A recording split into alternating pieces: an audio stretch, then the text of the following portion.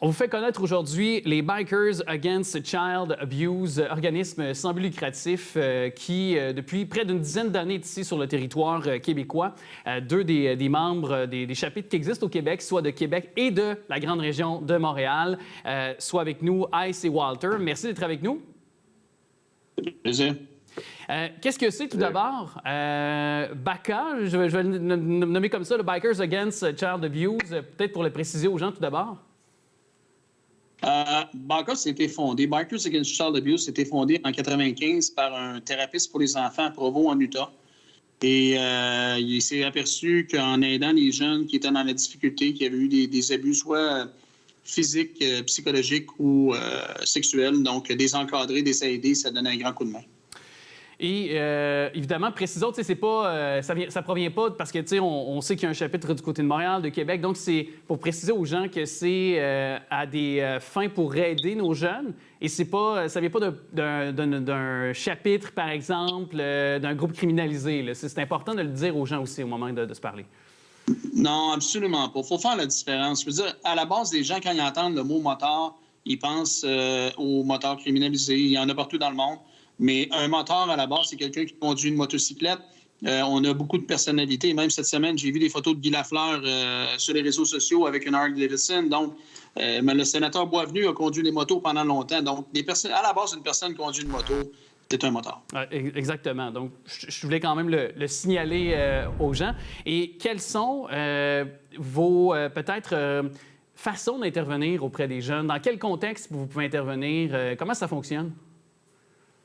La façon de procéder de BACA, en fait, c'est dès qu'on reçoit un appel pour un enfant qui a besoin des services de l'organisation, on demande d'avoir quand même une preuve qu'il y a eu un abus. Ça prend une dénonciation à quelque part, soit dans un organisme public ou encore au niveau des autorités de police. Puis, par la suite, on rencontre l'enfant avec le parent ou le tuteur légal. Puis, suite à ça, il y a une cérémonie qui est faite. L'enfant devient membre du chapitre. Il reçoit une veste, il reçoit un road name. Et l'enfant dans BACA est le membre le plus important de toute l'organisation. OK. Est-ce qu'il y a des gens qui sont formés, par contre, pour les accompagner? Est-ce que vous avez des soutiens psychologiques, des psychologues, des gens qui sont bien nantis de travailleurs sociaux et compagnie pour les accompagner, ces jeunes-là? Oui, effectivement. Écoute, dans l'organisation dans BACA, on est tous des hommes et des femmes qui viennent de tous des milieux différents. C'est bien entendu qu'on n'est pas des thérapeutes, on n'est pas des psychologues. On occupe plein de sphères de la société. Les gens qui rentrent dans l'organisation doivent suivre des formations, mais pas pour aider psychologiquement l'enfant. Ils doivent suivre des formations afin de savoir comment se tenir avec l'enfant, comment se présenter à un enfant. On va à la cour. Quand on parraine un enfant, on va à la cour avec lui, on l'accompagne pendant les procédures contre l'agresseur. Donc, il y a plein de choses à retenir qu'on doit mémoriser là, pour bien paraître, pour être correct au niveau du palais de justice et les comportements avec l'enfant.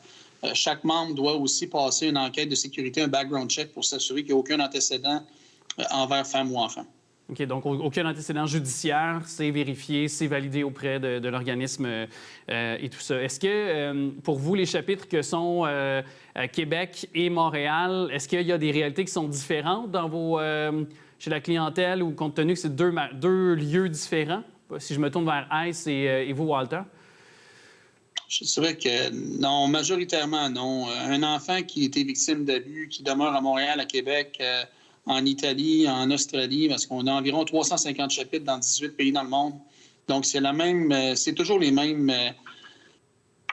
problèmes que l'enfant vit par la suite, des moments de noirceur, des moments de tristesse, des moments de peur. Donc, que ce soit n'importe où dans le monde, c'est toujours les mêmes sévices.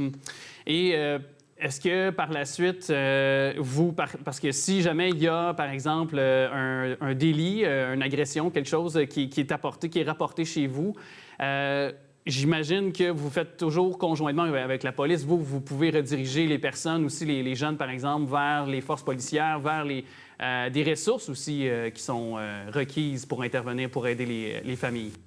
Effectivement. En fait, nous, on est là pour que l'enfant se sente en sécurité. Il faut bien comprendre, quand on parraine un enfant, que l'enfant arrive dans l'organisation, il y a 2 membres qui sont attitrés à l'enfant. Et l'enfant peut appeler 24/7-365 s'il ne se sent pas bien la nuit, s'il a cru voir une voiture passer dans la rue qui ressemble à la voiture de son agresseur. Dans n'importe quelle situation, l'enfant peut appeler les 2 primaires. On est là simplement pour l'enfant. juste pour l'enfant à 200 %. On n'est pas là pour s'occuper de l'agresseur. On n'est pas là pour refaire la loi. Il y a des systèmes qui existent pour ça. C'est pas nous qui gèrons ces dossiers-là. On n'est pas des psychologues non plus pour l'enfant. On est là pour que l'enfant n'ait pas peur. Ouais, je comprends très bien. Et justement, est-ce que vous avez une façon de pouvoir s'informer? Mais par exemple, il arrive quelque chose, on est peut-être au moment de se parler, il y a des gens qui captent notre conversation et qui, peut-être dans les jours qui suivront, malheureusement, vivront un délit, seront témoins de quelque chose. De la meilleure des façons, comment on procède pour vous joindre? On a des numéros, des lignes d'assistance, des helplines. Un à Montréal qui est le 438-794-6200 et un à Québec qui est le 418-580-2131. Et les gens peuvent appeler ces numéros-là. Il y a toujours un membre qui va rappeler dans un délai très, très rapide pour pouvoir aider un enfant. On a aussi le site web www.bakaworld.org. Tout est là-dessus. Ils peuvent rejoindre n'importe quel chapitre en tout temps. D'une façon très rapide. Anonyme, confidentiel, évidemment. Toujours, oui. Tout est fait dans les règles de l'art. En tout cas, merci de faire de nos quartiers, nos rues, des lieux plus sécuritaires, du moins d'y contribuer. Très apprécié votre passage dans notre émission. Merci beaucoup. Si je peux juste ajouter, Alex, écoute, c'est un organisme qui est très sérieux, c'est extrêmement structuré.